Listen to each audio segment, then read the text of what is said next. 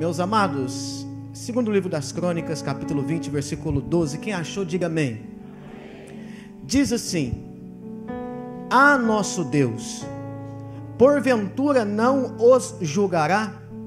Porque em nós não há força perante esta grande multidão que vem contra nós, e não sabemos o que faremos. Porém, os nossos olhos estão postos em Ti. Amém? Se você puder permanecer com a sua Bíblia aberta neste texto, eu lhe agradeço.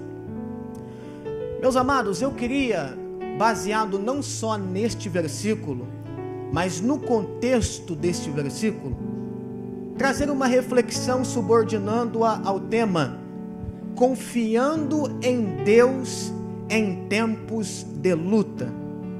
Confiando em Deus em tempos de luta. Todos nós temos lutas. Todos nós experimentamos adversidades.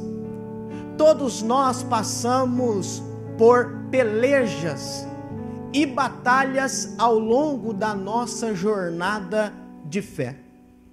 E diante destas lutas, nós encontraremos apenas dois tipos de pessoas: aqueles que diante delas recuam, aqueles que diante delas sucumbem, aqueles que diante delas desistem, aqueles que diante delas fraquejam, e aqueles que diante delas confiam no amor de Deus.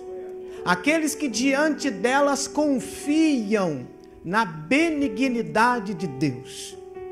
Aqueles que diante delas confiam no amparo, no socorro, na providência de Deus. Eu não sei qual é a pessoa que você é diante das suas adversidades. Aquela que recua e se frustra, ou aquela que tem já maturidade espiritual para com paciência aguardar o tempo de Deus agir em seu favor. Mas eu queria ilustrar esse tema a partir deste texto. Este texto que nos ensina algumas lições sobre como lidarmos com as adversidades que contra nós vêm. Quando nós lemos este texto, nós vemos que Jerusalém, capital de Judá, governada por um rei chamado Josafá, havia sido cercada pelos inimigos moabitas. E a posição deste rei e a posição dos súditos deste reino diante de Deus dai-nos algumas lições, as quais eu quero aplicar à nossa fé aqui nesta noite. Mas antes eu queria trazer um contexto sobre este texto. Se você estudar um pouco as Escrituras, você vai ver que Josafá, ele foi o quarto rei de Judá, após a morte de Salomão. Assim que Salomão morre em 931 a.C., as 12 tribos se dividem, o reino se torna em dois: Israel como reino do norte e Judá como reino do sul. E a partir daí ambos vão seguir caminhos independentes. A partir da morte de Salomão, o quarto rei após ele é Josafá. E Josafá, ele vai ser um dos 19 reis que vão reinar em Judá em um período de 345 anos de existência. De 931 a 586 foi o período de duração do reino de Judá sob o governo de 19 reis. Este reino era de Deus. Este reino era um reino cuja nação foi escolhida para ser a menina dos olhos de Deus. Mas por causa da desobediência, por causa da rebeldia, por causa do abandono a Deus e a introdução da idolatria neste reino, este reino sucumbe diante dos seus inimigos. O que nos dá a entender que não há vida longa na ausência de Deus. Não há prosperidade longe de Deus. Não há sucesso de fato longe de Deus. Só podemos de fato desfrutar de um sucesso, de uma prosperidade permanente, quando nós entendemos que a nossa maior riqueza está fundamentada na pessoa de Deus e nos seus mandamentos. O que ama o Senhor e guarda os seus mandamentos, este é bem-aventurado e prospera em tudo quanto ele faz. Josafá começou a reinar com 35 anos de idade, e o seu reinado teve uma duração de aproximadamente 25 anos. Infelizmente, Judá, embora fosse o remanescente, porque o reino do norte já havia se apostatado, mas infelizmente, em alguns momentos, eles também seguiram o modelo do reino do norte e sempre se viam presos na idolatria. A idolatria, embora esteja conectada à veneração de imagens, sabemos que a idolatria não é o objeto em si de ouro, prata, bronze. A idolatria, ela reside no coração da pessoa. A idolatria, ela nasce quando o coração do homem rejeita dar a Deus a primazia que lhe é devido. A Bíblia nos assevera que é importantíssimo que nós venhamos amar a Deus com todo o nosso coração, com toda a nossa alma, com todo o nosso entendimento, com todas as nossas forças. A idolatria nada mais é do que quando alguma coisa ou alguém substitui a glória de Deus dentro de nosso ser. O povo, infelizmente, havia deixado de amar a Deus, de cultivar um relacionamento com Deus, para ir atrás de deuses que tinha olhos, mas não via, que tinha ouvidos, mas não ouvia, que tinha mãos, mas não salvava. Eles trocaram o verdadeiro pelo falso, o que era pelo que não era. Infelizmente, este não é um erro só deste povo. Muitos nos dias atuais, sem discernimento, inverte os valores e troca o que é santo pelo profano, o que é bom por aquilo que é mal, o que é justo pelo injusto. E quando nos falta discernimento, nos sobra pecado. Mas enquanto nós discernimos as Escrituras e buscamos conservar uma boa consciência diante de Deus, nós não somos enganados e jamais trocamos aquilo que é permanente por aquilo que é passageiro. Quem conhece a Deus não tropeça, mas firma-se na verdade. Mesmo a nação vivenciando períodos de apostasia, ela também vivenciou períodos de grandes e profundos avivamentos, que vieram por intermédio de alguns reis que decidiram andar com Deus. O avivamento, ou a transformação, ou a instituição do reino de Deus se manifesta por intermédio de alguém que decide andar na contramão do mundo e andar de mãos dadas com Deus. Não importa o que você tenha, não importa o que você não tenha, não importa o que você seja, nem o que você não seja, o mais importante é entender que eu preciso constantemente andar com Deus.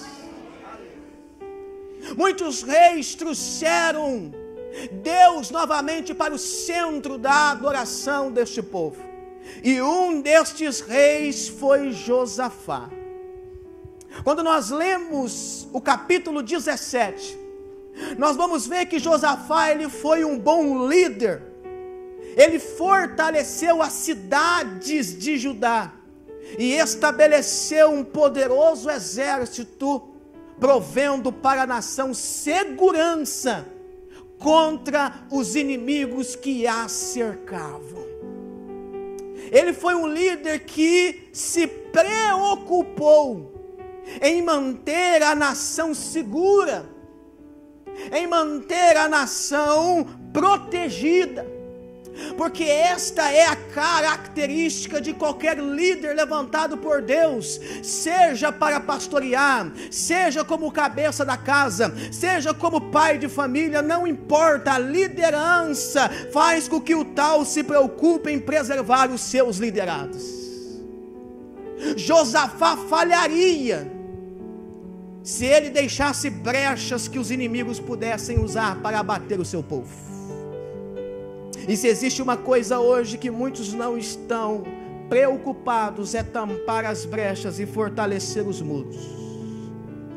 Porque quando isso não acontece, o diabo já está de olho em uma oportunidade para entrar e fazer o que ele faz de melhor: matar, roubar e destruir. Mas enquanto estivermos nas Escrituras, enquanto estivermos com os joelhos dobrados, enquanto estivermos andando com Deus, não haverá oportunidade que ele possa aproveitar, porque em todo tempo vigilantes e sóbrios estaremos guardando, fazendo guarnição sobre nossa vida, sobre nossa casa, sobre nossa família, e todo investimento dele contra nós não prosperará.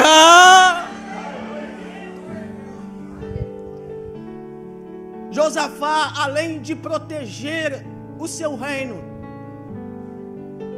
ele também fez prosperar a nação. O capítulo 17, versículo 11 a 13 diz que ele prosperou financeiramente, o reino enriqueceu, o reino ganhou status, o reino ascendeu em glória. E isto é muito importante. Nós sabemos, querido, que a verdadeira prosperidade é estar bem com Deus, sabemos disso.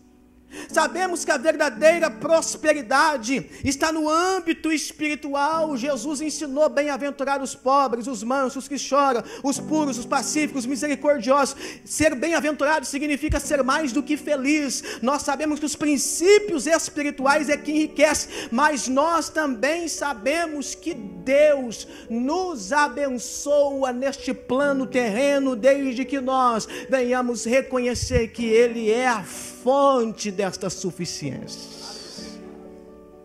Podemos prosperar na terra, mas jamais nos desligar do céu. Podemos ter dinheiro, o problema é se o dinheiro nos ter. O problema, como diz Hernandes Dias Lopes, não é ter dinheiro no bolso. O problema é ter dinheiro no coração. O problema não é você servir-se do dinheiro, o problema é você se tornar servo do dinheiro. Deus nos abençoa como abençoou Josafá. Mas se porventura, ainda que em dados momentos esta fonte seque e isto não mais jorre, ainda assim confiaremos plenamente em Deus, porque se Deus fizer, Ele é Deus, mas se Ele não fizer, Ele continua sendo Deus. Mas a grande verdade é que Ele faz prosperar aqueles que andam com Ele. Mas se você olhar o capítulo 17, você vai ver que ele não prosperou, ele não fortaleceu, Deus não abençoou o reino dele à toa. Você vai olhar o capítulo de número 17, e você vai ver qual era o caráter de Josafá, porque o caráter diz muito. O caráter é muito importante. Muitas pessoas acreditam que o que sustenta o ministério é a unção. Não é. O que sustenta o ministério é o caráter do ministro. Muitos têm unção, mas não têm caráter, e esta unção a cada dia se enfraquece em sua vida. O ministério define a cada dia. O que nós precisamos entender, o que sustenta o meu ministério, o que sustenta a minha vida, o que sustenta toda a minha obra é o meu caráter diante de Deus. A Bíblia vai nos dizer no capítulo de número 17, que Josafá era um homem piedoso, temente a Deus. A Bíblia vai dizer que ele decidiu seguir os mesmos caminhos de Davi, seu pai, que ele decidiu andar com Deus, que ele decidiu temer a Deus, que logo cedo ele começou a buscar a Deus. Não existe, querido, nada mais importante na sua vida do que buscar e viver para Deus. Qualquer outro estilo de vida é desperdício. John Piper, um grande pregador norte-americano, ele diz: não desperdice a sua vida, viva para a glória de Deus. Não faz sentido o homem viver para si, não faz sentido o homem viver por outra coisa, só faz sentido a existência humana quando ela está debaixo dos propósitos do seu Criador. Josafá decidiu buscar a Deus, Josafá decidiu temer a Deus, Josafá decidiu buscar a Deus, e como consequência dessa busca, como consequência deste relacionamento, como consequência dessa intimidade, a primeira coisa que ele vai fazer é começar a destruir os altares da idolatria em Judá. Vai cortar os postes ídolos, vai quebrar os altos, vai destruir os ídolos, vai erradicar a idolatria, porque todos nós entendemos que feliz é a nação cujo Deus é o Senhor. Feliz é o país cujo Deus é o Senhor. Feliz é a família cujo Deus é o Senhor. Feliz é o casamento cujo Deus é o Senhor. Feliz é o homem e a mulher cujo Deus é o Senhor. Ele vai destruir a idolatria, porque ele entendia que eles não podiam dar para Israel nada. Não existe ignorância maior do que estar diante de um poço vazio, achando que está bebendo de torrentes mananciais. E alguém pergunta: tá bom assim? Tá bom, eu estou feliz assim? Tá nada, tá morto, tá seco, tá vazio, só que não sabe disso ainda. Mas quando a verdade abre os nossos olhos, como disse Asaf no Salmo 73, eu estava confundindo o Senhor. Eu olhei o ímpio e vi a prosperidade dele, e logo eu pensei: eu seria muito feliz se eu vivesse como eles. Não há aperto, não há dificuldade, em vão tenho guardado o meu coração até entrar na tua presença, e então entender que o fim deles é a destruição, e entender no meu íntimo que não há ninguém no céu que eu queira mais do que a ti, e não há na terra quem eu desejo mais do que a ti.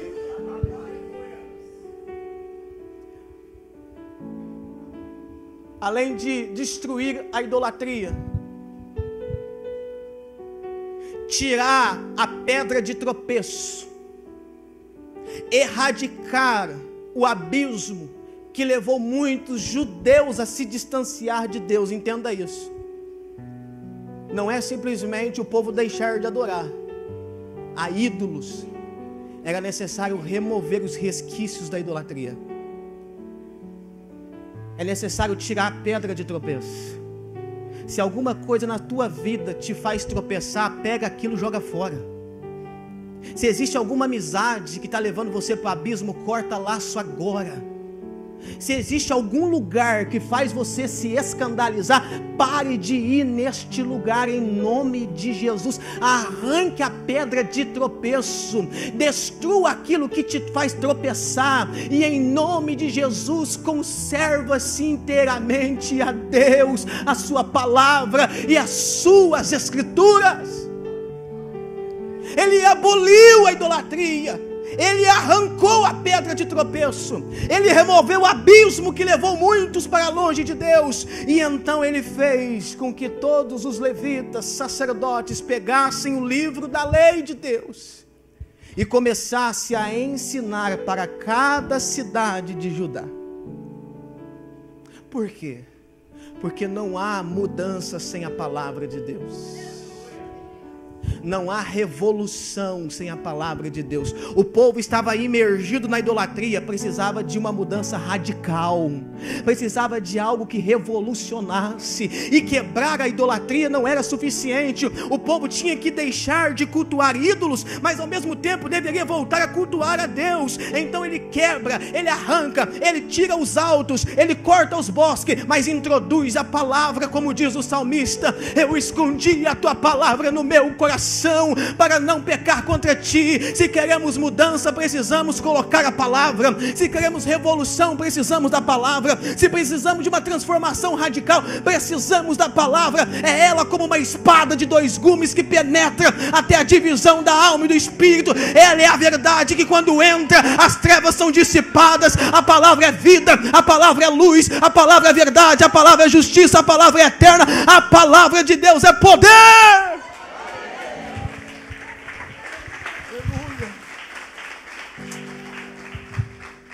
Ele começa a ensinar o povo a lei de Deus, porque existe, e somente nela existe o poder de introduzir em nós uma consciência a respeito deste Deus. Eu estava ensinando a minha filha de 14 anos, ela é adotiva, e eu disse para ela hoje, eu falei assim: o diabo não precisa tirar as pessoas de dentro da igreja, não precisa. Uma pessoa, para se perder, não necessariamente ela precisa sair do templo, basta ela não conhecer a verdade, e ela está perdida. Ela pode viver na igreja, enquanto a verdade não entrar dentro dela, ela ainda está subordinada ao conceito mundano. É por isso que nós estamos vendo hoje um enfraquecimento no caráter dos cristãos, porque pouco a pouco as escrituras estão perdendo o seu lugar nos cultos. Pouco a pouco o ensino vai se enfraquecendo. Existem igrejas que não têm mais reflexão da Bíblia. Eles introduzem liturgias que a Bíblia nunca ordenou, satura o povo com um monte de música e um monte de entretenimento, despede o povo eufórico, mas vazios de Deus, porque o povo precisa da palavra.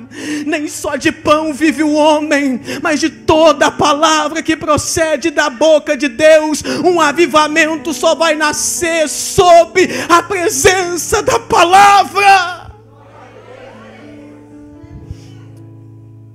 A Bíblia diz que, devido a essas atitudes, no capítulo 17, versículo 5, a Bíblia diz que Deus confirma o reino de Josafá. Ele confirma o reino de Josafá.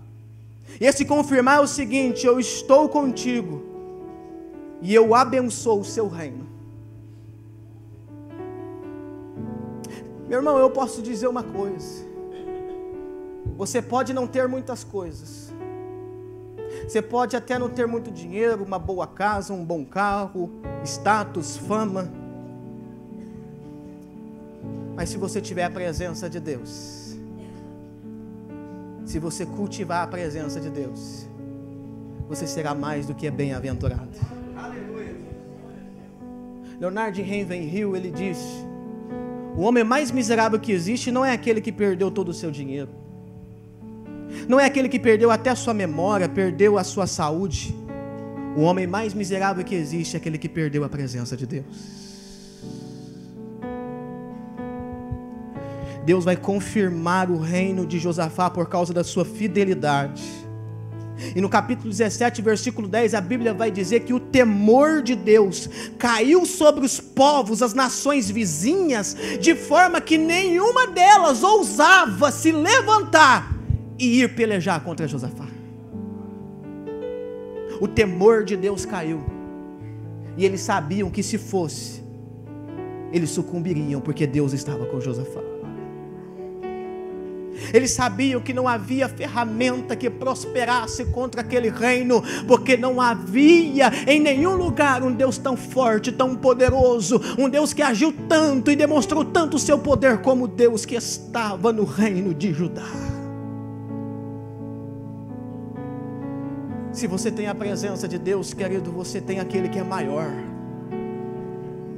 Se você tem a presença de Deus, você tem a fonte que jorra muito mais do que qualquer outra fonte na terra. É por isso que nós não precisamos temer, porque maior é o que está em nós do que o que está no mundo.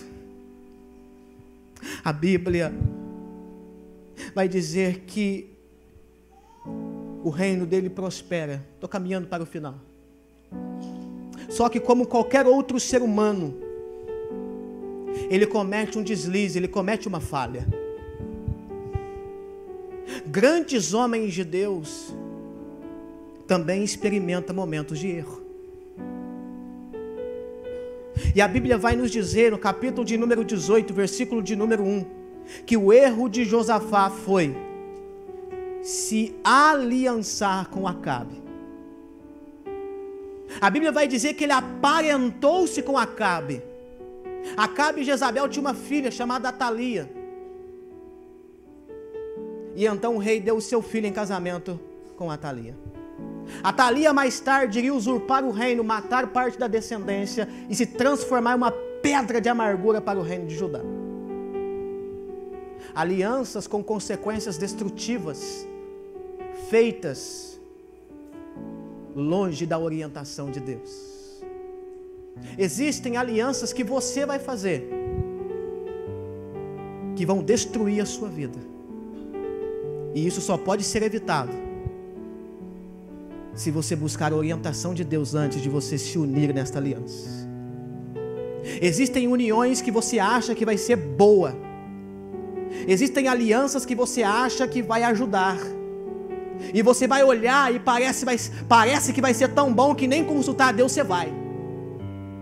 E se porventura alguém disser para você, você já orou? Você vai dizer com pretexto, não precisa, está na cara que é de Deus. Dá para ver que é de Deus. Não tem como não ser de Deus. Até a triste realidade de você saber que você entrou numa furada. Cuidado, busque, ore, tenha discernimento para que o diabo não coloque você em uma atitude que prejudicará a sua vida. Nem tudo que parece ser de Deus é de Deus. Nem tudo que brilha é ouro. E se existe alguém que sabe manipular uma mentira e colocar ela na faceta de verdade, é o diabo. Mas enquanto nós andarmos pela palavra, ele não nos engana. Ainda que ofereça o reino para nós, e que exige de nós apenas uma atitude, como exigiu de Jesus, com discernimento, nós diremos: para trás de mim, Satanás. Porque somente a Deus eu servirei, cultuarei e adorarei. Nós não precisamos de aliança com o ímpio para prosperar, irmão. Quando eu falo aliança com o ímpio, eu estou falando de você unir-se espiritualmente, julgo desigual. Eu vou fazer uma amizade com esse camarada, porque eu sei que no futuro isso pode render benefício para mim. Cuidado, ele vai te levar para o buraco. Eu comecei a namorar com ela, mas sabe, daqui um dia ela se converte. Cuidado, ela vai te levar para longe de Deus. Eu me lembro quando eu era jovem, eu estava namorando, Um jovem chegou para mim, eles foram no retiro, voltou todo mundo namorando, não sei o que foi aquilo. Um monte de jovem foi para o retiro, voltou todo mundo namorando. Eu falei, meu Deus, que negócio é esse? É um retiro espiritual, é um, sei lá. E nós estávamos indo para o monte, lá no Mochuário orar. 18 anos eu tinha, e ele também, e outros meninos também, né? Pegar a bicicleta e ia todo mundo para o monte orar. Esse negócio de que jovem, irmão, só gosta de cantar, pular, gritar, isso é balela. Jovem convertido, ele gosta de orar. Jovem que conhece a Deus, ele quer a Bíblia. Jovem que conhece a Deus, ele quer culto. Jovem que não quer isso é porque nunca nasceu de novo. Ele disse assim, eu estou namorando. Eu disse, que bom. E quem é a menina? Eu disse, é uma menina aí, só falta ela se converter. Eu não quis magoar ele, mas no meu coração eu pensei, ela vai levar ele para o abismo. Porque isso não vai dar certo. Dentro de poucos meses, uma menina bonita, jovem, com um corpo todo desenhado, ela começou a incitar ele. E foi questão de tempo para ela derrubar ele. E derrubou a primeira, derrubou a segunda. E depois de algum tempo ele já não resistia mais, porque o pecado já havia engolido ele. Ficou anos fora da igreja, usando droga. Se Deus não tivesse misericórdia, porque pouco tempo agora, ele retornou. E pouco tempo ele veio para Cristo. Mas pouco faltou para o diabo ceifar a vida dele nesse curto espaço de tempo. Por quê? Fez uma aliança que não deveria fazer. Fez uma união que ele não deveria ter feito. Que poderia ter custado a alma dele. Existem alianças, meu irmão, que vão levar centenas de almas para o inferno. E a única maneira de nós não cairmos nesse laço é fazendo aliança com o que Deus aprova.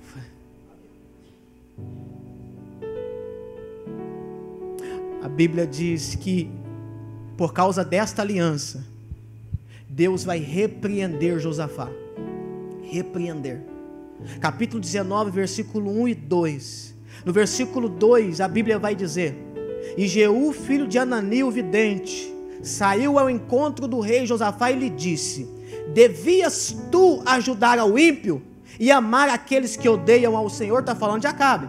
Por isso virá sobre ti grande ira da parte do Senhor. Uma aliança que pareceu aos olhos de Josafá boa, mas ao mesmo tempo era abominável aos olhos de Deus. Cuidado, irmão, às vezes a nossa ótica, ela está completamente longe da ótica de Deus. Não devemos enxergar as coisas na minha ótica, na minha visão. Eu preciso entender, Senhor, qual é a sua visão para essa aliança? Qual é a sua ótica nessa situação? Me ajuda a ver como o Senhor vê, me ajuda a enxergar como o Senhor enxerga, porque a partir daí eu terei discernimento para agir corretamente e não trazer sobre mim a tua ira. Josafá tinha de tudo, um reino próspero, e Deus vem a ele e diz: por que você deveria ajudar o ímpio? Porque andou com aquele que me odeia e me aborrece, por isso a ira de Deus veio sobre ele. Aí a Bíblia vai dizer no final do capítulo 19, tratando desse assunto, que depois disso, capítulo 20, versículo 1, e sucedeu que, depois disto o que? Da repreensão, veio os moabitas contra ele.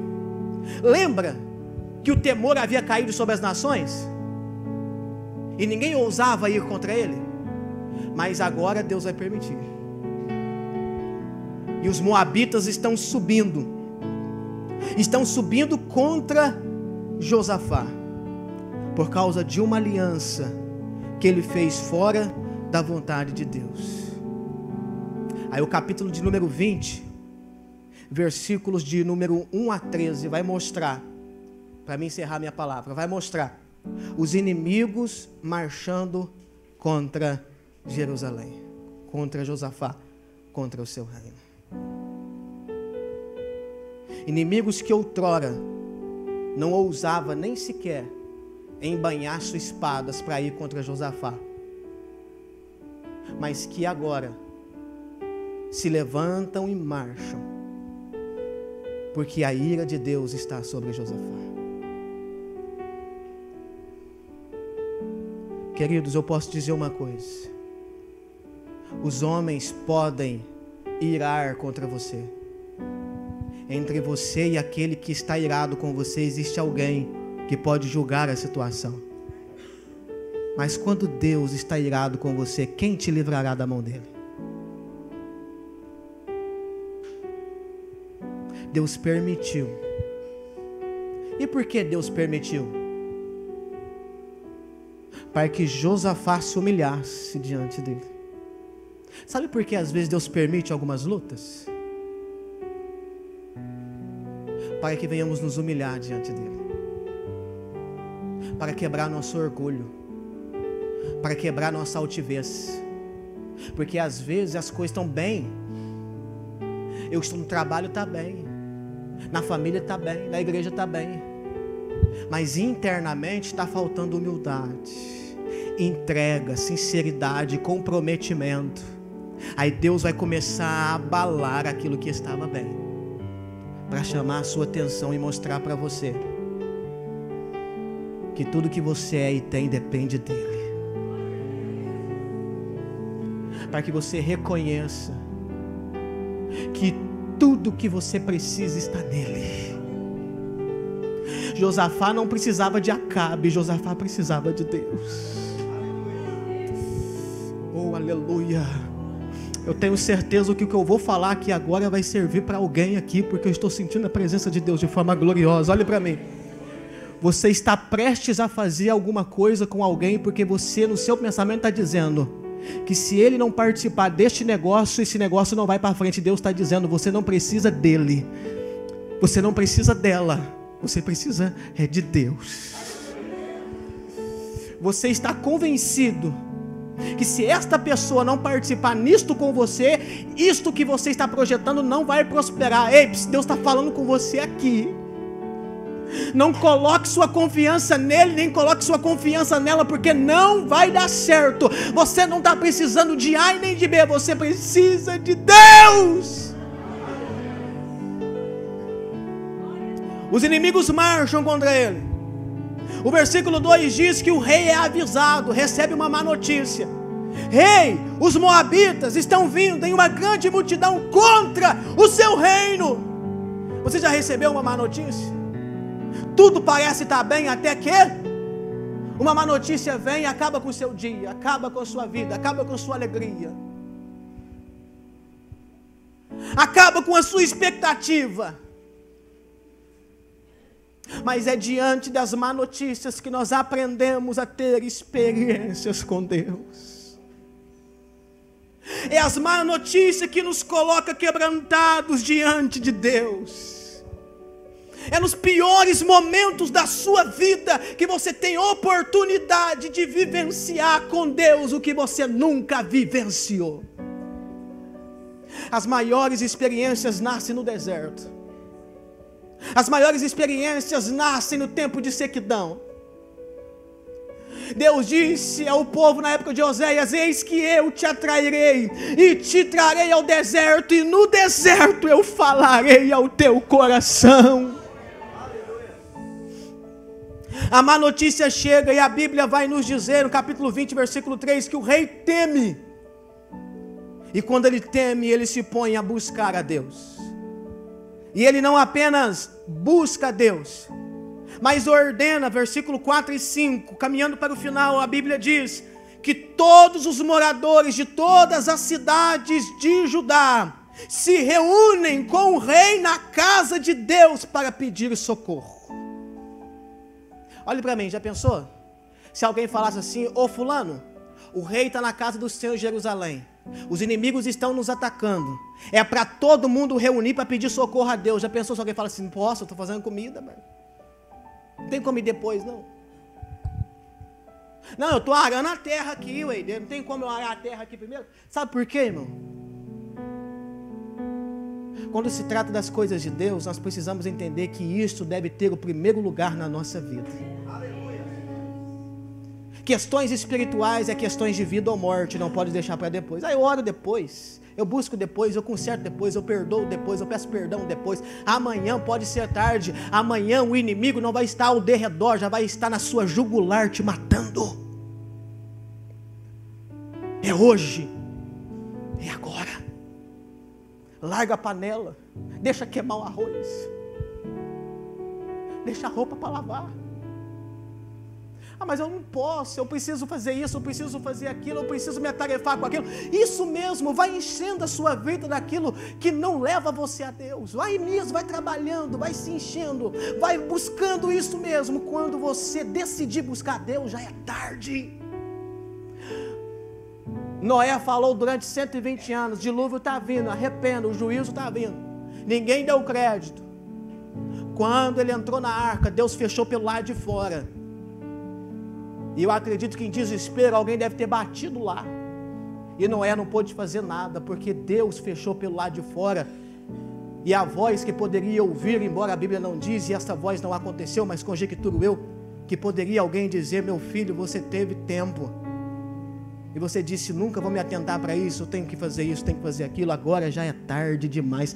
Ei, não espere amanhã. Perdoe hoje. Busque hoje, se conserte hoje, busque hoje, porque amanhã pode ser tarde demais. O povo se reuniu juntos, não havia o pedido pessoal, não é a minha causa, é a causa do reino, não é a minha necessidade, é a necessidade do reino. Sabe por que muitas vezes, irmão, o reino de Deus não consegue progredir? Porque nós, pertencentes a esse reino, estamos divididos, cada um buscando para si mesmo. Não há uma unidade de colocar o reino no centro do nosso culto. Não é o que você precisa, não é o que eu preciso, apenas é simplesmente entronizar, centralizar Deus, o reino e a sua palavra. O povo centralizou Deus e começou a pedir socorro, e Josafá fez uma oração, e nesta oração ele vai reconhecer a soberania de Deus. Tu és o Deus dos céus, é o Deus da terra. Segundo, ele vai reivindicar o direito da terra, porque Deus havia dado aquela terra para eles. Terceiro, esse pedido que ele faz sobre a reivindicação da terra, ele fundamenta na palavra de Deus. Deus havia falado que aquela terra era deles, e se houvesse alguma maldade, se houvesse algum mal naquele lugar, eles se reunindo no templo e orasse, Deus os guardaria. Ele se coloca na palavra. Nós temos que aprender a orar segundo a palavra, porque tem orações que Deus não escuta, porque não há verdade nelas. A oração tem que ser baseada nas escrituras, na verdade da palavra de Deus. E nesta oração ele vai pedir a Deus que dê livramento ao seu povo. E no versículo 12, que nós lemos, ele vai confiar plenamente em Deus, dizendo: Senhor, o Senhor não nos julgará? Nós não temos força contra esta tão grande multidão que vem contra nós. Na verdade, nós nem sabemos o que fazer. Porém, os nossos olhos estão postos em Ti. Você pode não ter força, meu irmão, em meio às lutas. Você pode até não saber o que você vai fazer diante delas. Mas em nome de Jesus, não tire os olhos de Deus. Não deixe de confiar em Deus. Não deixe de esperar em Deus, porque Deus é fiel e nada muda o seu caráter. Fechei minha Bíblia para você ver que eu terminei. Quando eles terminam de orar, e Josafá diz: Senhor, eu não tenho força, nem sei o que fazer, mas os meus olhos estão em Ti. Deus levanta no meio da congregação um profeta chamado Jaazel. E esse profeta reúne o povo e diz assim: não temeis, porque nesta peleja não tereis que pelejar, Porque eu, Senhor vosso Deus, pelejarei por vós, e vós quietos vede o livramento que vos dará o Senhor. Deus responde quando você confia nele. Deus responde quando você espera nele. Deus responde quando você se torna dependente dele. E você diz: Senhor, se o Senhor não fizer, não há quem faça. Se o Senhor não livrar, não há quem livre. Se o Senhor não operar, não há quem opere. Mas o mais interessante, sabe o que é? Que quando Deus falou por meio do profeta, o povo enxugou as lágrimas, o povo tirou a tristeza. Os sacerdotes levitas pegaram os instrumentos e começaram a entoar cânticos a Deus, porque eles entenderam que Deus, quando Ele fala, Ele cumpre cabalmente a sua palavra.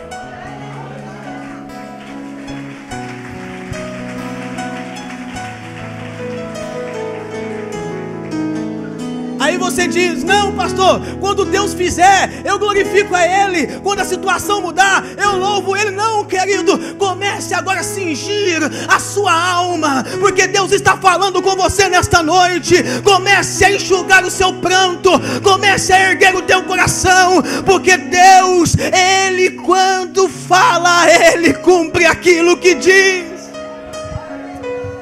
O povo não precisou ver os inimigos cair para louvá-lo. Apenas Deus falar que ia dar vitória era suficiente para eles se erguerem e adorarem a Deus. Nesta noite, querido, acredite, a palavra de Deus é suficiente para você sair desse marasmo, agarrar essa palavra, sair daqui de cabeça erguida, entendendo que em breve os inimigos irão sucumbir diante da sua vida.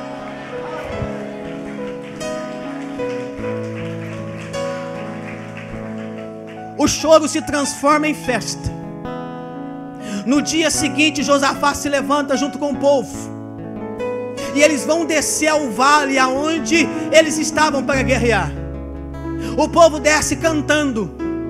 Josafá dá uma palavra, o líder dá uma palavra dizendo: olha, vede o que Deus falou, crede nos seus profetas e prosperareis. Deus disse que nos dá a vitória. Então o povo saiu, e a Bíblia vai dizer, capítulo 20, que eles desceram a batalha com cânticos, adorando. Quando chegou no campo de batalha, eles não viram ninguém. Os corpos dos seus inimigos estavam caídos, sucumbidos. Deus os confundiu, colocou uns contra os outros, e a Bíblia diz que eles durante 3 dias cataram os despojos, a riqueza do inimigo, e colocaram um nome naquele lugar. O nome é Beraca. Beraca significa bênção, bênção, bênção. O vale da sua guerra vai se transformar em um lugar de bênção, em nome de Jesus.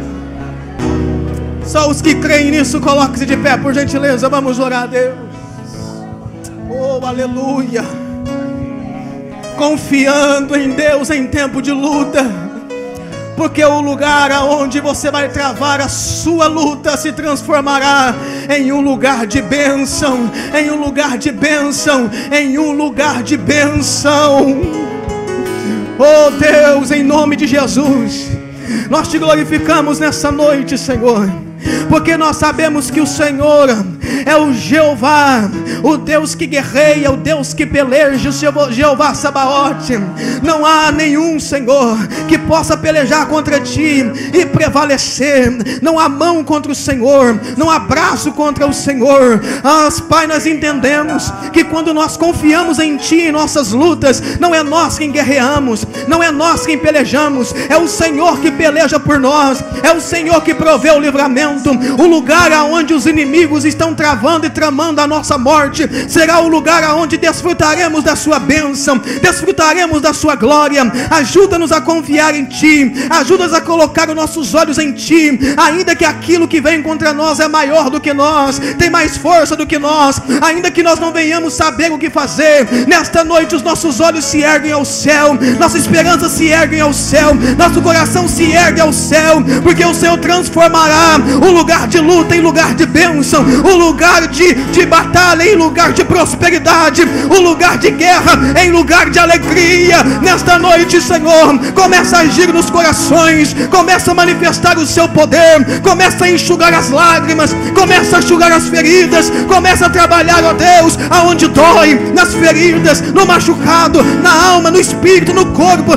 Toca nesta noite e transforma a luta em festa, transforma a tristeza em alegria, transforma a luta em bênção, em vitória, em nome de Jesus. Só quem crê nisso receba essa palavra. É bom, o Senhor é bom, sua misericórdia dura para sempre. O Senhor é bom, o Senhor é bom, sua misericórdia